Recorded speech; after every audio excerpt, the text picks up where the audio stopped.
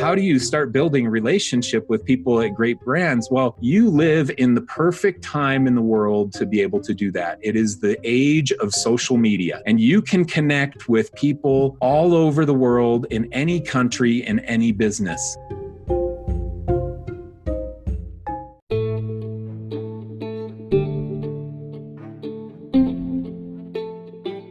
Hi everyone, thanks for tuning into Nodes of Design. To help support our mission spread knowledge, we have a very special guest on today's episode. Let's welcome Michael Janda, who is a creative leader and a design evangelist with more than 20 years of experience in both in-house creative departments and agencies, working with some of the greatest brands in the world. He's also founder of creative agency Riser, which he led for over 13 years and had worked with brands like Disney, Google, ABC, Fox, Warner Bros, NBC, TV Guide, and many other noticeable companies around the world. He's also winner for many prestigious global awards like Webby's, FWA Awards, AIGA, and Addies. Also, he is author of famous best-selling book Burn Your Portfolio: Stuff They Don't Teach You in Design School But Should. This book is a top-selling book in the industry, and it's been published in many languages like English, Russian, Chinese Traditional, and Chinese Simplified. He's also a keynote speaker at various occasions around the world. In this episode, Michael had shared wonderful insights on freelance. We spoke about how creatives can go for a full-time freelancing, what are the do's and don'ts that they must follow while jumping into full-time freelancing, and also later part we spoke about the right proposal or the right way to approach big brands and generate some great revenues. In the end, we spoke about pricing and how to price according to different clients based on different demographics. Hope you guys enjoy this episode, and on every Friday we release new episode with different creative leaders around the world to make you help better understand different topics of design. So don't forget to tune in into Notes of Design every Friday. With that being said, happy designing everyone.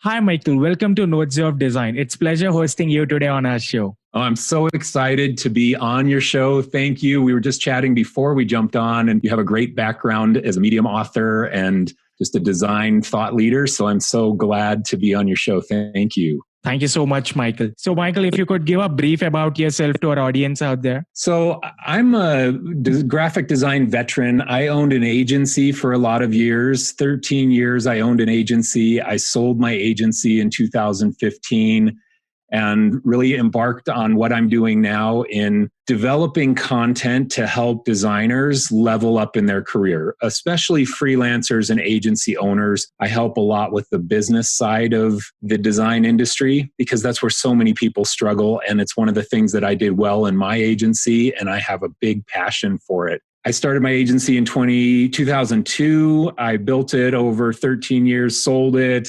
I did work. My biggest client was Disney. My second biggest client was Google. We did a lot of work for Warner Brothers and HBO and Hulu and Netflix and ABC and NBC and Fox. I mean, just down the list of really awesome companies that people dream of working with. I had the realization of that dream in my career, and I'm so grateful for it in my life. Thank you so much, Michael. So what was your journey into design? How did you start? What are your tips to the beginners who are planning to start now? You know, when I started as a designer, in high school, in my early years, I took all the art classes. I loved all the art classes. And I thought, okay, I'm going to go to art school after high school. I'll go to university and go to art school and become a designer. That's what I thought. And then I got to college, I got to university, and all my friends were going into the business school. And I thought, oh, you know what? I don't want to be a business guy. Or I thought, I don't want to be a starving artist. That's what I thought. I thought, I don't want to be an artist and then struggle to make enough money to feed my family. And I'm just going to go into the business school with all my friends and at least make good money in my life. And then my freshman year, I almost flunked out of college. I hated my business classes. It wasn't something I was passionate in. And so I went home that summer after my first year of college and decided, okay, I'm just going to be an artist and figure out my life. And I would rather do something I love every day and not have tons of money than do something I hate every day and have money. So that was my decision. Fortunately for me, I learned that if you have passion for something and you truly love it, then you can excel at it and achieve great things.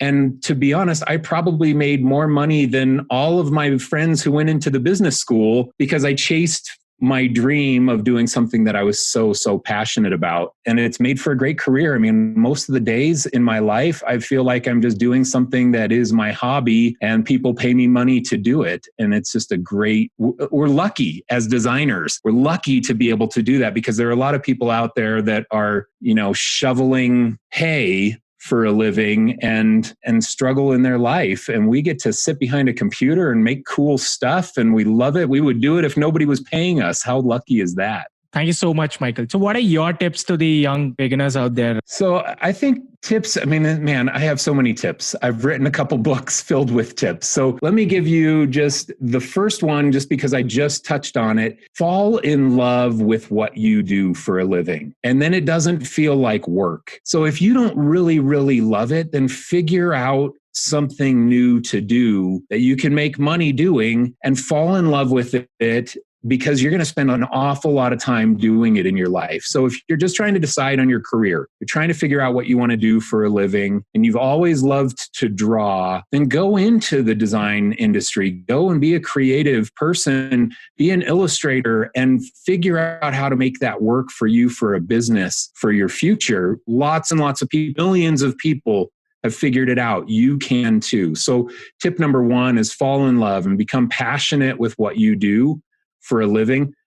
Tip number two, I would say, enjoy the roller coaster of your career. You're going to have a lot of ups and downs. You're going to have times when you're afraid that you're never going to get another job. When you have so much work, you can't figure out how to get it all done and you're making tons of money. You're going to have times when you're hardly making any money. It is just going to be a roller coaster. And you know what? Everybody, for the most part, turns out just fine in the end. There are times when you think, oh my gosh, this is the end for me. I'm 27 years old. I'm never going to have another paying job in my life. And this is the end. I'm going to go homeless. This is what we think sometimes. And then you wake up 10 years later and you didn't go homeless. You did get another job. Everything worked out okay. And that's the way it is for most people in the world, that it is going to turn out okay in the end. And so just enjoy the ride. Because I didn't for most of my career. I was too focused on growing and progressing. I didn't get that enjoyment of a lot of the phases. Should have enjoyed a lot more thoroughly than I did. Thank you so much, Michael, for those wonderful tips and suggestions that you gave. Especially love the roller coaster one. Yeah. Owned an agency for almost 13 years now. You've been doing freelance right from the beginning of your career. So let's begin today's topic of freelance then. Every designer has this dream of starting off his own business and, work with great brands. But according to you, what do you think is the right time or the right, technique that one should follow to get into full-time freelance? Okay, well, getting into full-time freelance, so you touched on a couple things that I'll talk about. One is how do you find some great brands to work with, and how do you start going full-time freelance? Now, full-time freelance is a challenge at the start because most people who start freelancing don't have enough clients to make it consistent. So they have one really big month, and then the next month they don't have any work. And then they get another month that they have some work. And then the next month they have none. And the roller coaster is really extreme when you first start freelancing. So that's a challenge, and you can prepare for that. The first thing is prepare mentally. Just knowing that that's going to be the case is super beneficial, because when things get scary, we're mentally preparing for these scary moments. Financial preparation is super important. You really need to have some money in the bank. Your ability to not panic when you have these slow months that usually happen at the start of a freelancer's career. So let's say that your life, you have to bring in $2,000 per month to afford your rent and your food and your life. You have to have $2,000 a month. And in month number one, as a freelancer, you make $2,000 in client work.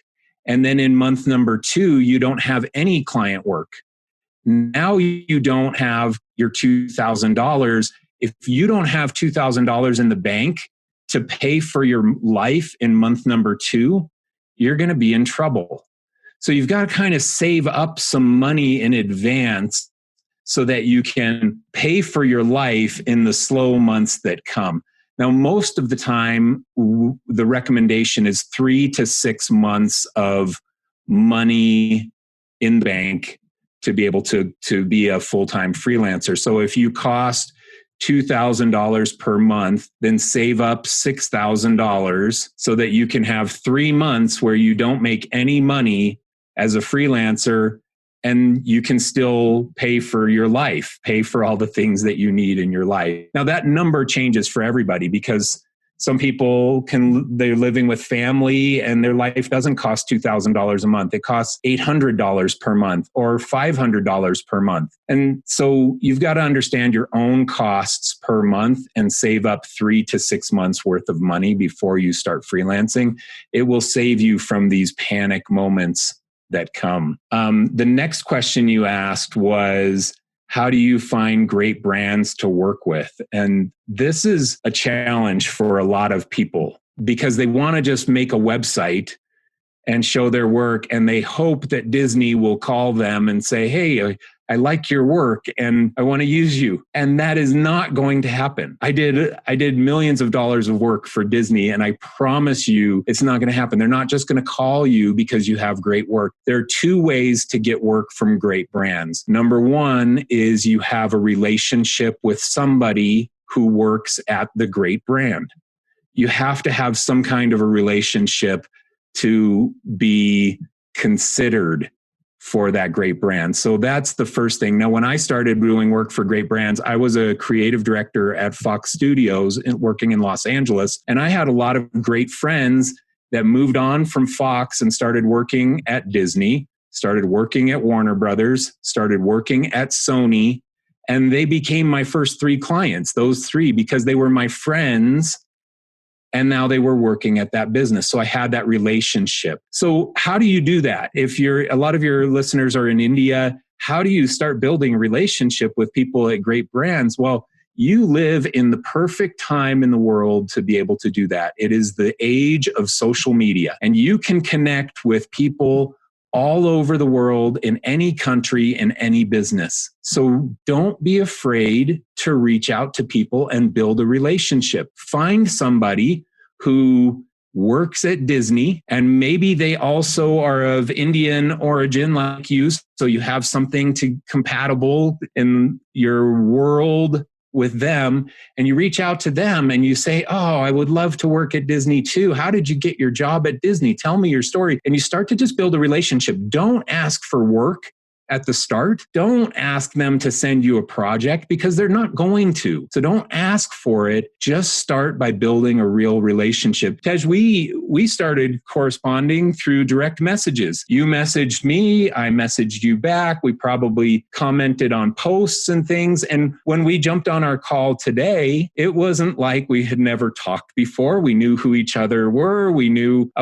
enough about each other that it wasn't weird and awkward because we built a relationship. But the very first thing isn't, hey, Mike, do you have any work you can send me? Well, no, I don't have any work I can send you because we've never even talked before. I'm not going to send you work. But now I know, okay, if there's anybody who has podcast needs and they are in India and they're in the design community, oh, I know who I need to connect them with. I need to connect them with my friend Tej. He's there. He's doing it. So it's just that relationship building. That's one way to get into the big brands. The other way is through reputation. And this is how some people do it. Reputation. You build a great business over time. You become known for the awards you've won. You win Agency of the Year from Ad Age. You have your studio in New York City. And you build this reputation around your name. And then all of a sudden, Disney may call you because they heard about you as this amazing thought leader, designer person.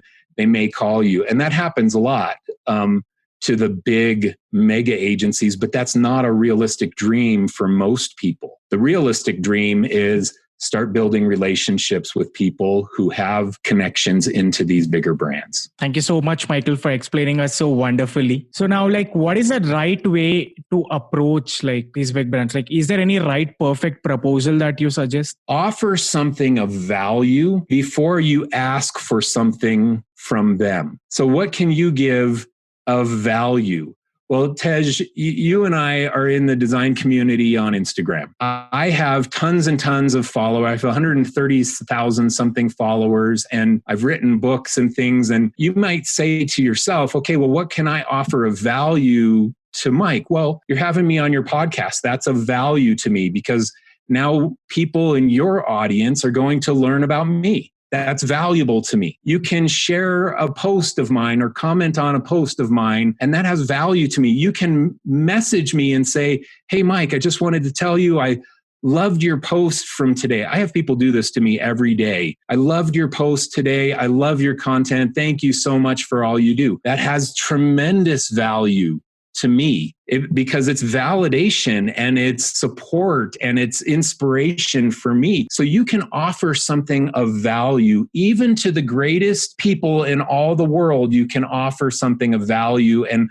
oftentimes when you're small and you don't have a big influence, you can offer the value of motivation, inspiration, gratitude to people who have inspired you in some way. So offer something of value before you ask for something from them. Don't start by saying, hello, Joe, creative director at Disney Studios in Los Angeles. I'm Sally. Will you give me some projects? That's never going to happen. But if you say, hey, Joe, creative director, I saw that you were in the credits of Frozen 2 movie. I loved the movie so much. Thank you for your work on it. Frozen has been one of my favorites. Thank you so much. And you lead with that has value to Joe, creative director, who was on the movie that you love. And it opens the door for more correspondence that you can have with that person in the future. And then you let work opportunities build out of that real relationship over time. Now, that's what we're talking about, getting into big brands. This is the way to get into big brands. You don't have to do it quite that way when you're working with smaller clients and things. You can offer more value to, the pizza restaurant down the street from you in India. You can offer a lot of value to them, but and get in the door without having to do that typical approach. But that's how you're going to get into big brands. Thank you so much, Michael. So now comes the pricing part. Everyone has this confusion of how much, one should price accordingly. And so what do you suggest? What's the effective pricing methodology? So my pricing methodology is very, it's not complex, but it's hard to give an answer in a few minutes, but I'm going to try. I have a 200-page book about how to price creative services. So that's, I have a lot to say about pricing, and I've said a lot about pricing, but let me give you a couple of little gems that'll help the listeners on this podcast. Number one, you need to price yourself in harmony with what other people like you are charging. So if you are in India and you're working for small businesses that are based in India, then you have a certain market value that you can charge those types of clients based on you being in India and them being in India. Now, a designer in New York City that's working for Disney, since we're using that as the example, the market value changes. That designer who's living in New York City, working for one of the most global, massive brands that there ever was, is going to be able to charge more to a client like that. So the first thing, engaging your pricing, you have to understand the market value of the work that you are doing based on other people like you doing work for other clients like the client you are pricing. So let's take Joe's Pizza is my example that I always use. Joe's Pizza in India. On the street, it's 3 blocks away from you. You're a freelancer in India and your client is Joe's Pizza in India. The question you ask yourself when you start pricing a logo for Joe's Pizza, you start to ask yourself, okay, what do other people like me charge for this same type of work? And you think to yourself, okay, Well, I know my friend, I have 3 friends, and they would all charge probably $200 for the logo, all my friends. And on Joe's Pizza is based in India, where they probably will only pay $200 for the logo. Maybe. I mean, some people will pay even less. So you have to start thinking to yourself, okay, what is the market value? This is how we understand market value. There's that piece. The other piece of pricing is the return on investment value. What is the value of the end product to the client you are working for? A logo to Nike is going to have way more value to Nike's brand than a logo to Joe's Pizza in India. Nike's logo is going to be seen by billions of people around the world. It is going to become known as the visual icon for this multi-billion-dollar company. That logo has way more monetary value to Nike than the logo that you're going to do for Joe's Pizza in India that will be seen by hundreds of people that live in the area and go to Joe's Pizza. So the amount of eyeballs and exposure that the work gets affects the amount that you can charge for the work. So keep that in mind as well when you're pricing your work. So start with market value, and then also consider the return on investment value to the client. And you start to balance some of these numbers in your head as you approach pricing your work for clients. Now, that is a very loose description of, I could talk to you about pricing for hours and hours, but we'll leave it at that for this podcast. I've done a lot of posts. If you want more on pricing, my YouTube channel, which is More Janda on YouTube, and my Instagram, More Janda on Instagram, I've talked a lot about pricing and pricing strategies in my content there that's free on those 2 platforms. Thank you so much, Michael. I'll be dropping those in the show notes as well, so that listeners can go and visit it out. Thank you so much for that.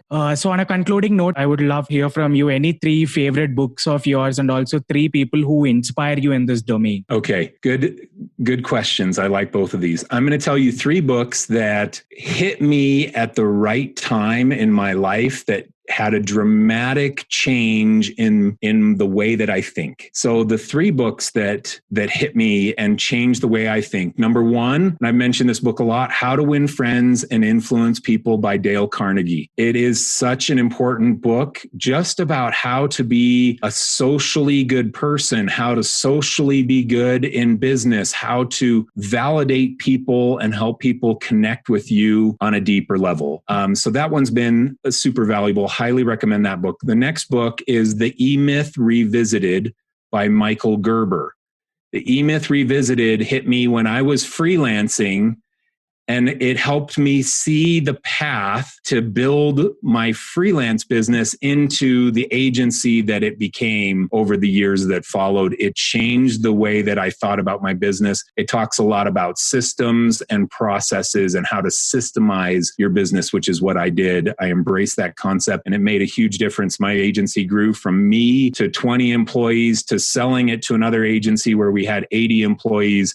It was all on the fundamental systems that I put in place at the start after I read that book, The E-Myth Revisited by Michael Gerber. And then the final book I'll mention is Good to Great by Jim Collins, which also hit me at a great time in my business, because I read that when I probably had 7 or 8 employees, and it helped me realize, oh, there's a next step to this. I don't have to be just this little agency going. I can do more things. What do I need to do to go from this phase to being a great business, to building this into the next level? So Good to Great by Jim Collins has a lot of great principles in it that'll help you develop your business. So those are my 3 books that I would recommend. People that inspire me in this design community. I'll shout out a couple of people who are my friends that have inspired me a lot. So number 1, Tom Ross, my biz buddy. We do a podcast together, the Biz Buds podcast. And Tom Ross is, we just see eye to eye on so many things. We have such a great relationship. And I've only known him for a year, but we've become buddies And, I message with him every day, and he inspires me and pushes me in a way that very few people have done in my career. And so shout out to Tom. The next one, James Martin, who is in the UK. He's Made by James on Instagram. His logo designs are amazing. His personality is amazing. He's got this big burly beard and a thick British accent. And he's just a good-hearted, good soul. And so he inspires me. I love his work and his personality. I mean, the whole package is just great for him. And then another one who, if I could design like anybody in Instagram, it would be John Bresciani. He's in Australia. John Bresciani Design is his Instagram handle. And man, his design is just so good. It's so good. So shout out to John. He hasn't been posting much lately, so I hope he kicks in again soon, but he really inspires me and motivates me as a designer to up my game. Thank you so much, Michael, for your great time and having this wonderful conversation with us. We are looking forward to host you again. I look forward to it too. I think we're doing one in a few weeks with Tom as well. So that'll be a lot of fun for us. Yes. Super excited about that. Awesome. Thanks, Tej. Thanks for having me on. I really appreciate it. It's been a lot of fun talking with you.